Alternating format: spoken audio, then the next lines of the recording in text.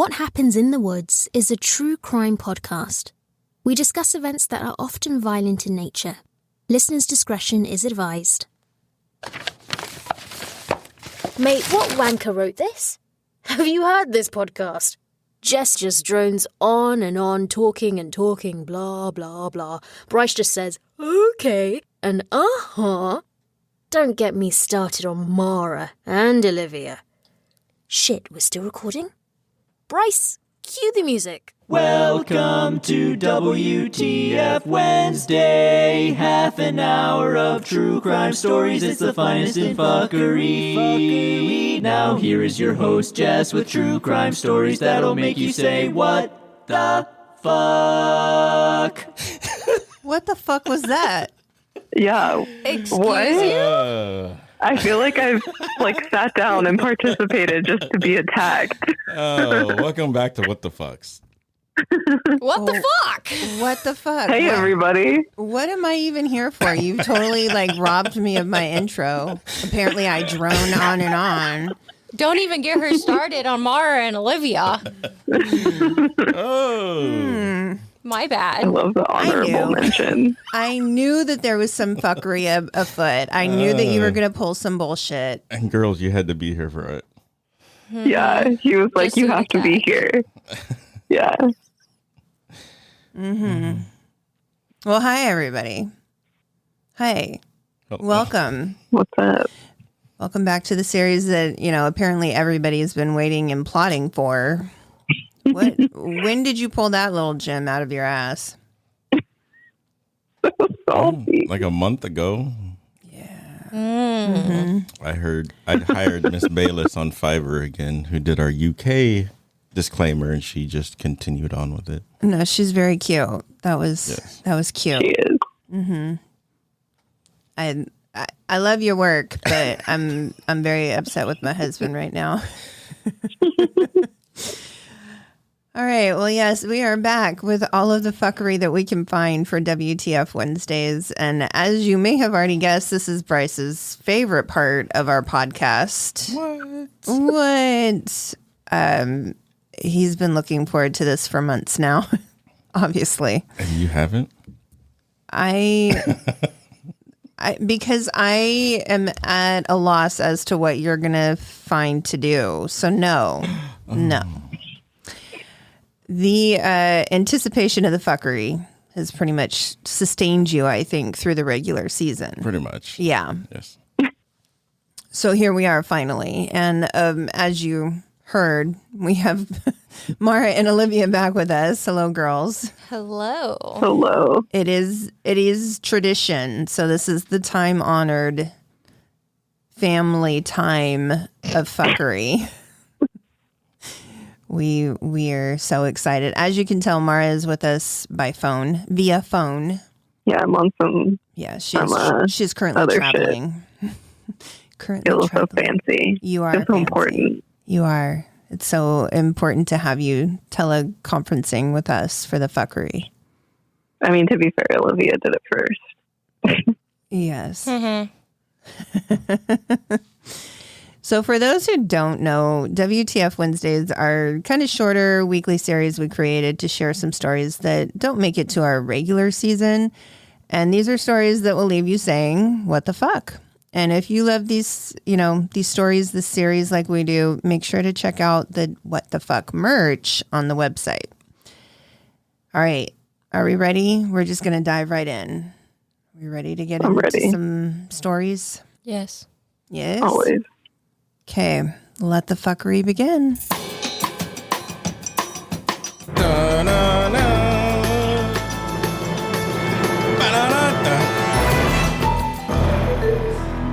Oh, do tell us your fuckery. Yes, I will. We're going to start off with a great WTF story from right here in Washington State. Oh.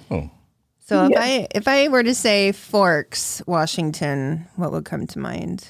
Big Twilight. Forks. Big Forks? Yeah, I don't know. Twilight. Twilight. Sure. Yeah.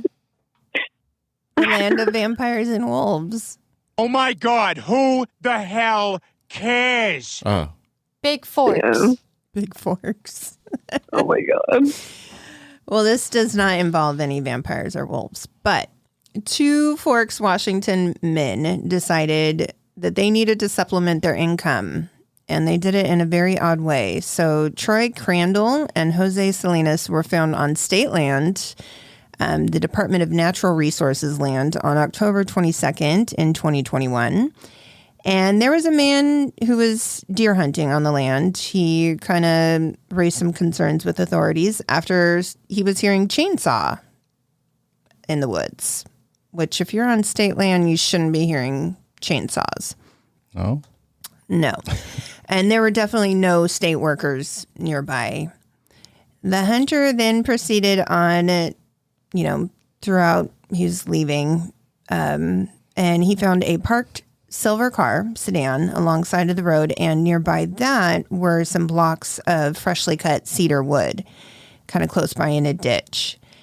And he was kind of assuming, I heard chainsaw, these look freshly cut, definitely not state workers, so he promptly called the authorities.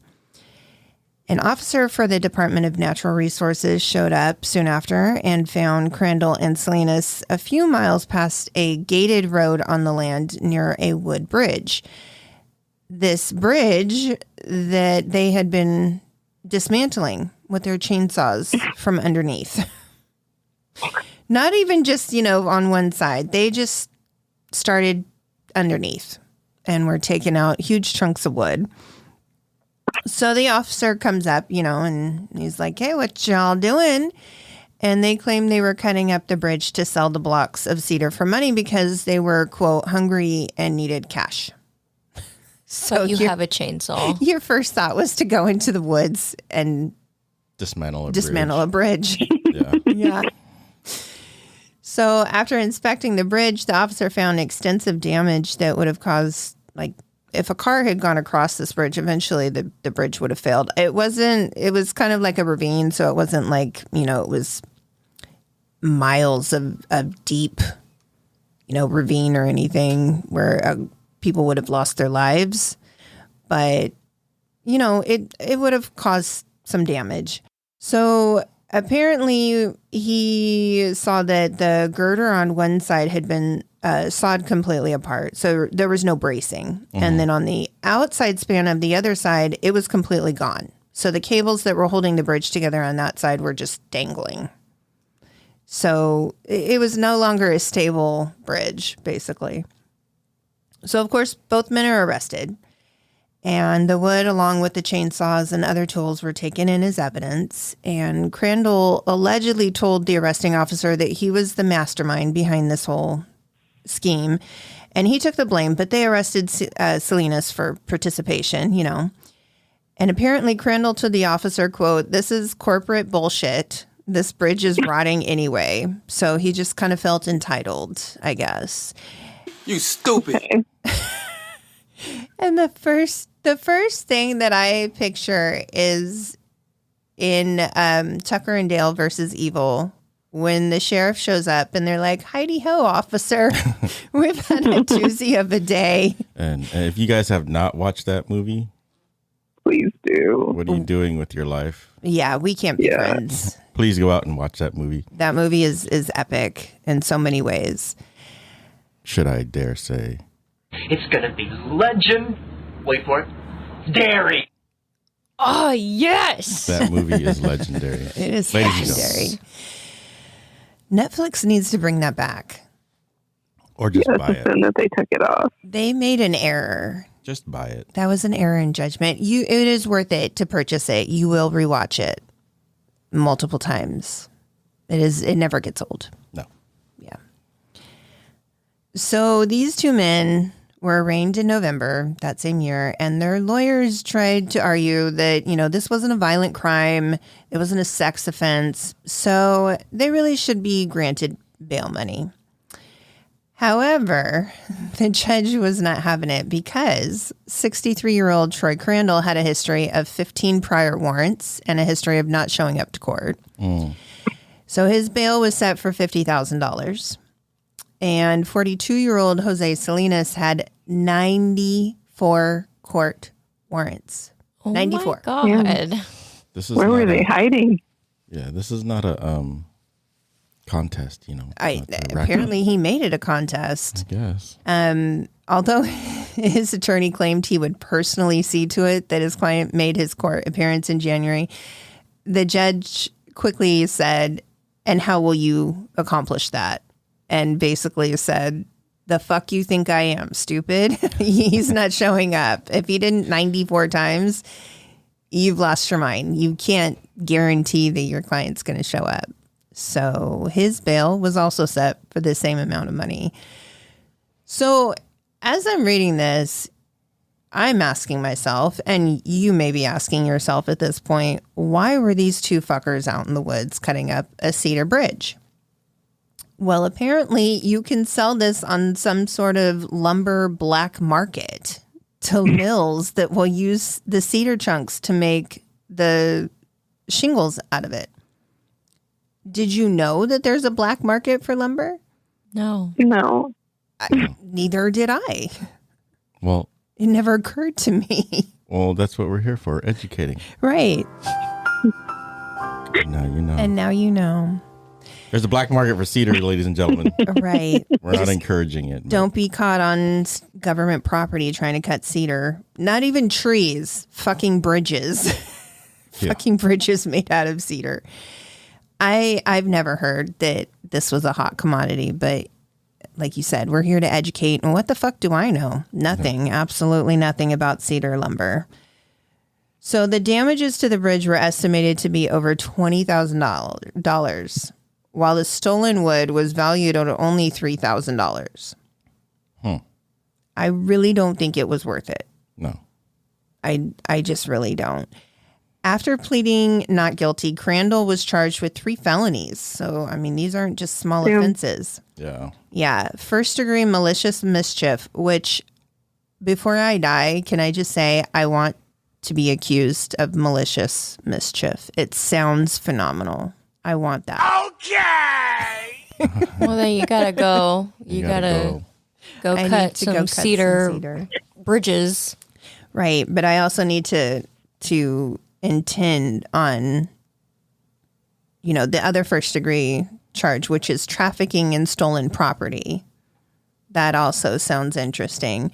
And then the second degree charge of theft. He was sentenced to 17 months in prison and fined over $20,000. So while he could have made $3,000, he ended up paying $20,000 and, 17 months of his time. Nice. In jail, yeah. In prison, actually, not even jail. Oh, prison. Yeah. He went to big boy. He went to big boy prison, yeah. Big boy daycare. And he's 63. Like, at 63 years old, don't you have enough fucking common sense to know not to do that? Yeah. Stop it. Get some help. Okay, honey, you don't have to use every one of those. I do. It's been in a while. this episode. I do. You really don't. I do. We can leave some for other episodes. No. We have 5 more. Oh, there's so much more here. I'm sure there is so much more because you've had months to plan. But I'm just saying you don't need to use every button. Oh my God. As your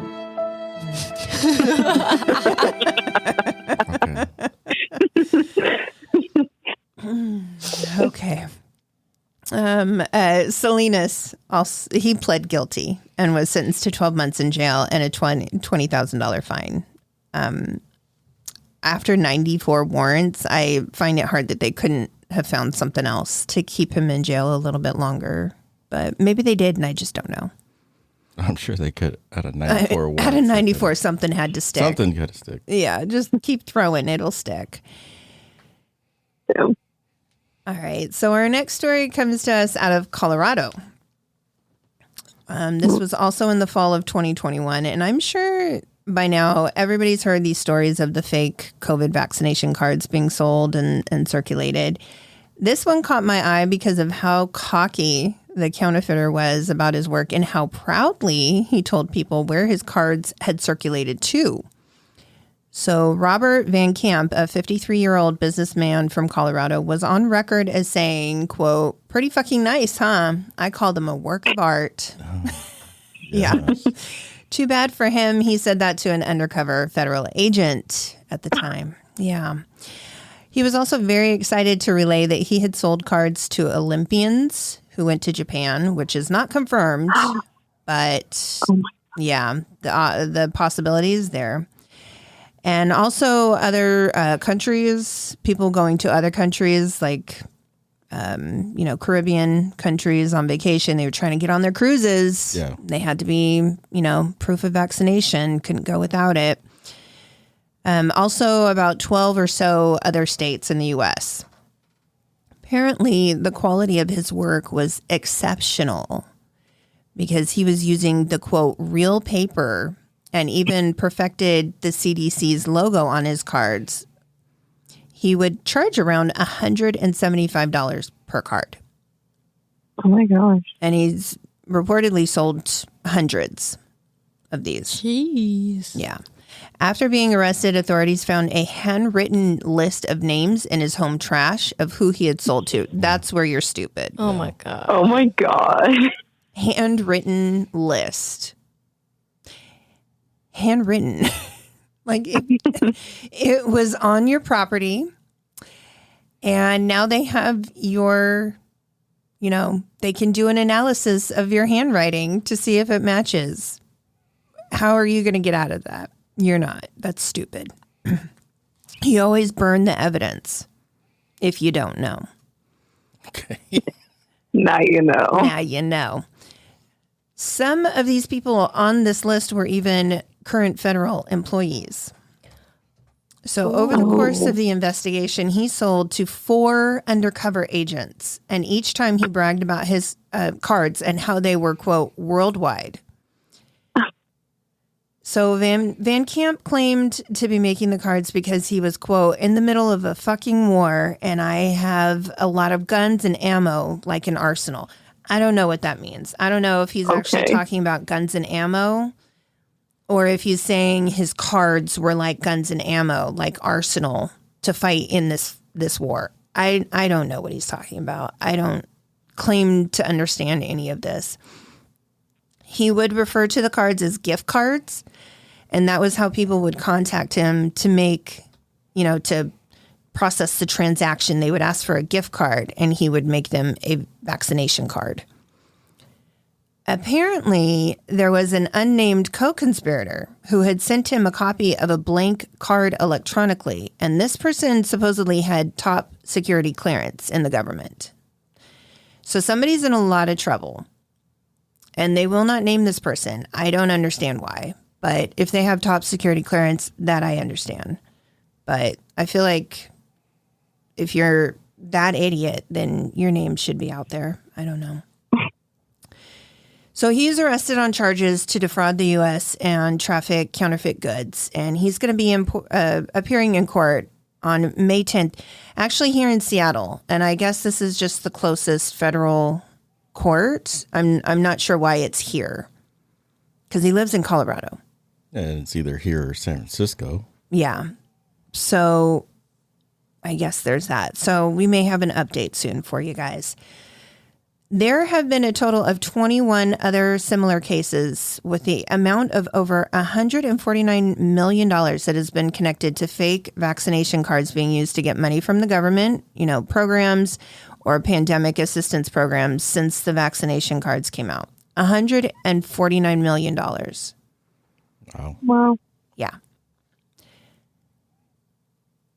Next up, we have something that was a very high-profile case a couple of years ago in California, and it recently was back in the news. So in 2016, Sherry Papini was found on the side of I-5 with restraints around her waist after being missing from her home in Redding, California for several weeks.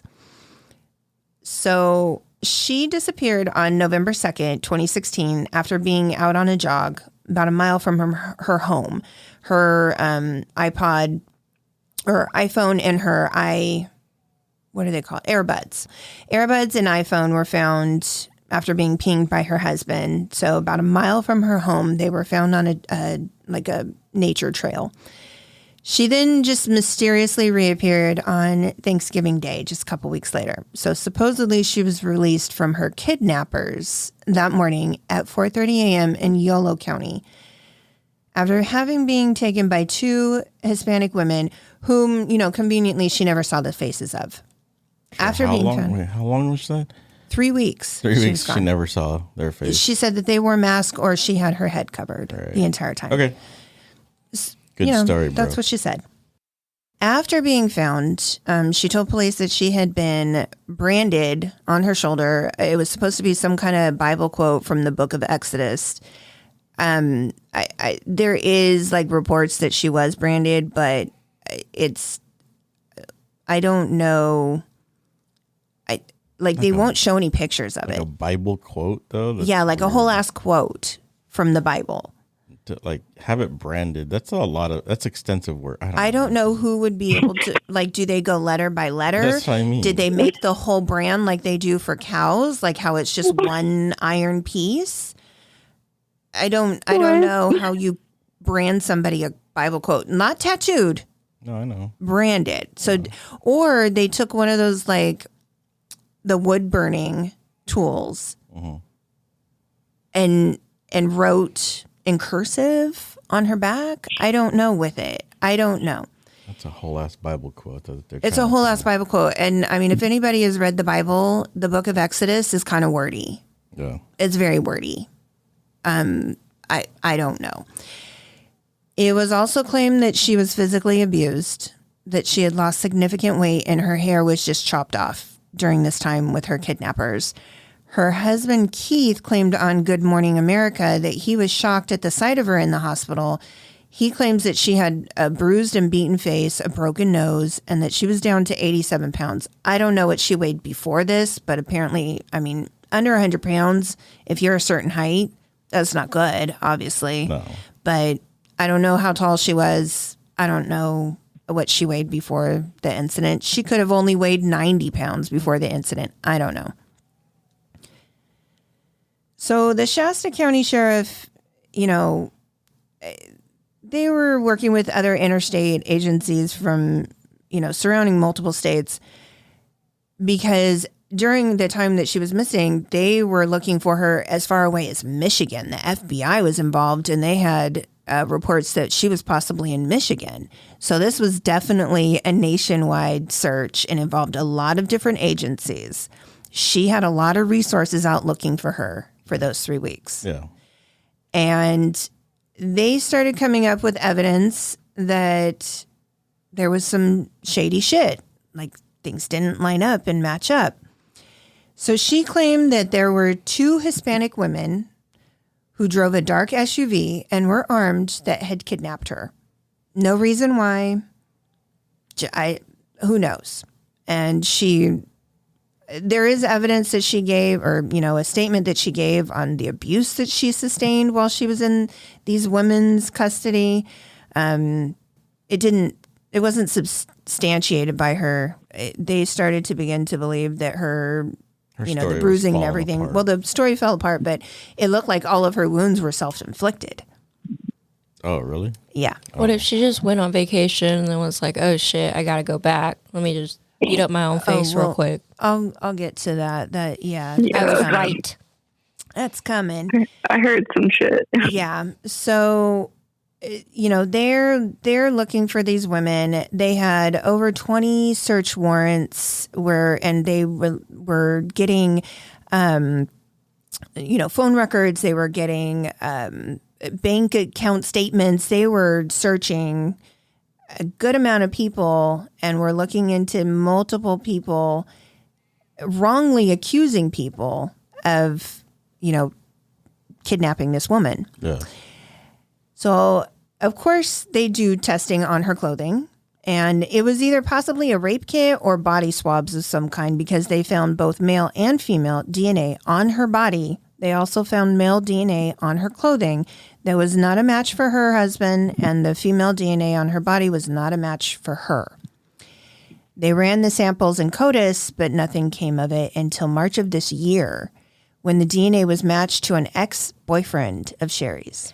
Ooh. So James Reyes was a resident in Southern California in Orange County, confirmed once they found his DNA that she was with him the entire time. So she just up and decided to hook up with an ex. Maybe possibly a woman too is in there because there's some DNA of a woman on her body. My question is, who beat her up and how did she starve herself to lose weight like that in 3 weeks? Drugs. While she was hooked up with her ex. Drugs. I say drugs. Maybe. Nobody has alleged any drug activity, but possibly. I don't know. Apparently, this is also not the first time that Sherry had staged her own abduction. What? Oh my God. So a friend who was interviewed by Heavy.com stated that she did something similar in 2006. I will just add, this is an allegation. It's not, there's no definitive proof of any of that, but that was what a friend had stated when she was interviewed about all of this bullshit that came out. So fast forward to the latest breaking story in this case. Just this past April, Papini was in court in Sacramento where she pled guilty to lying to the FBI and staging her own kidnapping. She is not stating why she did this, though. She's playing the part of, I'm so sorry. I know what I did was wrong. She's very tearful and timid and meek and, answering the judge with a no, ma'am. Yes, ma'am. I get it. You're sorry. You're sorry because you done fucked up. Yeah. You're not sorry because of what you've actually done. The amount of resources that they used to find her in her time of crisis. You know what I mean? It's just so fucked up because real people are missing and you're staging your own shit. It's just like, come on now. Yeah. I just want to know what goes wrong to the point where you're like, well, shit, I guess I just got to fake my own kidnapping. Well, and yes, that is kind of my question too, is does she need mental health help? That's probably evident. Because it's not the first time she's done this. I mean, this is a cry for help. And however you look at it, whether she was hooking up with this guy for drugs, whether she just was done with her marriage and she wanted to leave, whether she was having a mental crisis episode, whatever it is, this is a cry for help. This is a huge cry for help. And unfortunately, it costs people a lot of time and money and resources. Yeah. And it's costing her, her freedom at this point. So she will be paying back restitution in the amount of $300,000. And she will be serving time on the charges of mail fraud. I don't know where the mail fraud came in. I don't know. I can't find anywhere. Well, because she had to mail the notes. Oh, I didn't see that there was a note. She had to mail the ransom or. Oh, there was a ransom? I don't know if there was a ransom, but if she had to send something via mail, then yeah. Oh, I don't know. So charges of mail fraud and lying to law enforcement. I don't know though how she's going to be paying back $300,000. Government don't care. No, they don't care. But the charges could result in her being imprisoned for, the lesser amount of 8 to 14 months. The maximum term can be up to 25 years. Wow. Yeah. So she is scheduled to be sentenced in July. So her husband is now filing for divorce. Good. He wants custody of the 2 children. I know, right? Why? They got kids?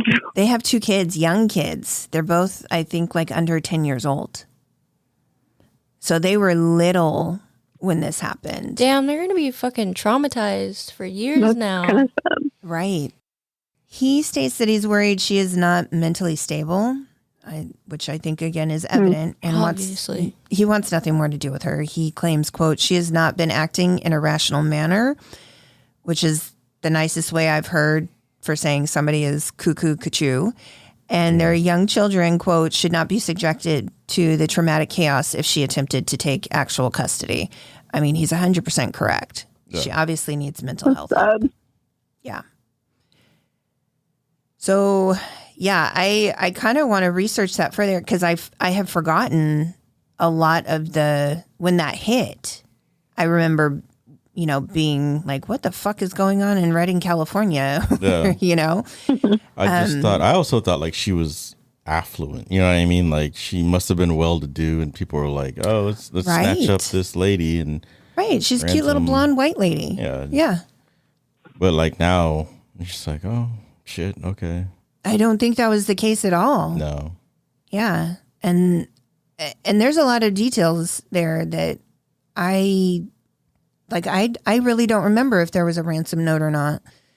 But I mean, there must have been, you're right, to have the mail fraud be in there. Yeah. Yeah, I don't know. It's crazy. If you don't like your life, then change your life. If you want to divorce your husband. Yeah. If you are addicted to drugs or you are having a mental crisis, seek help. You don't have to. The fact that you beat yourself up and somebody branded you to cover up the fact that you were just down in LA on a 3-week booty call, why would that be your answer? Yeah. Why wouldn't you just be like, oh, yeah, I left. I had an affair. Yeah, I'm out. Yeah. Why you got to go so far as to lose all that weight, right? Beat yourself up. I don't think it was I think stress can do that to you. You know what I mean? Now she has to face reality that she has to come back. Yeah. She probably lost a ton of weight. She's probably thinking, and that brand, it could have just been her doing it over her shoulder. You know what I mean? Yeah, because it's definitely blurry. There's no pictures anywhere, but all the reports of it, that it's supposedly a Bible quote. So But first off, it's weird. How do you know it's a Bible quote if you didn't do it? You know what I mean? Oh, it's a Bible quote. Well, how do you know it's a Bible quote, lady? Well, I'm just wondering, were the two, quote unquote, two Hispanic women that kidnapped her, were they fanatics, religious fanatics? And they're like, we're going to put the Bible quote on you. Yeah. Were they making her do daily prayers or something? I don't understand. Was it a cult? I don't know. Probably says something like, fuck bitches get money, and she's too scared to show it off. So she's like, I'm a good Christian girl, Christian Bible quotes on my back. Oh my God. She's fucked up a tattoo she had. Is that what you're saying? Yeah. So her idea was to brand herself? She got a really bad tattoo. Well, And then she had to cover it up. Yeah. Maybe. I don't know. I really don't. It's just an interesting story. I don't know. That something? It is something. So on one last note, I want to talk about everybody's favorite psychopath mother, Michelle Notek. Yeah. We covered her in an episode in our second season. No, it was the finale for season 1. It was. Yeah. That case was a fucking roller coaster of emotions for me. If you have not listened to it, go check that out. I will warn you, though, it is very disturbing. It's corporal punishment. She had a hand in killing multiple people in the most horrific ways, and she was abusive to her children.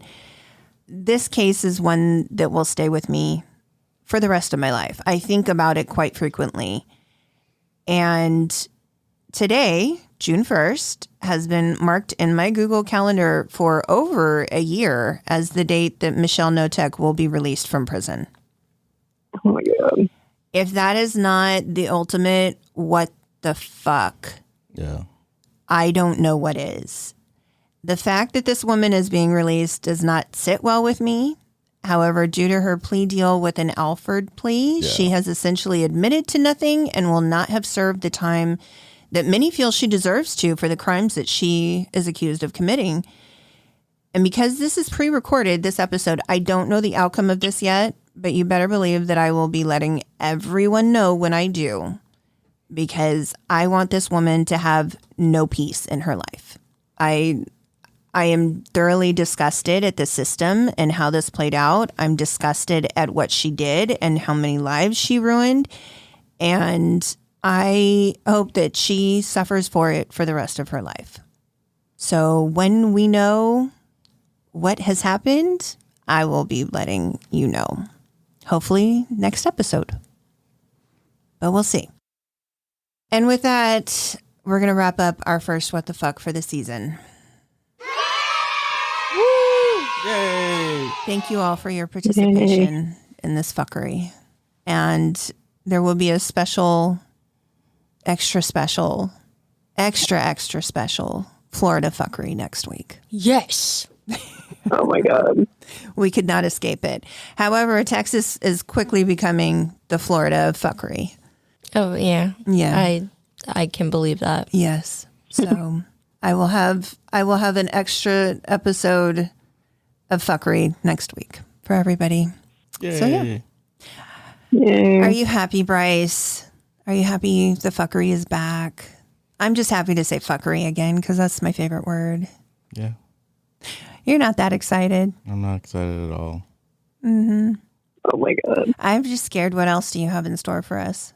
Oh, there's more. I know there's more. I know that wasn't it. No, that's it. That wasn't it. That's it. He's a liar. He's lying to you all. Don't believe his lies. Don't believe it. All right. As always, guys, we'll be back next week. But until then, stay safe and stay out of the damn woods. Stay out the woods. Bye, guys. Bye. Bye. Bye.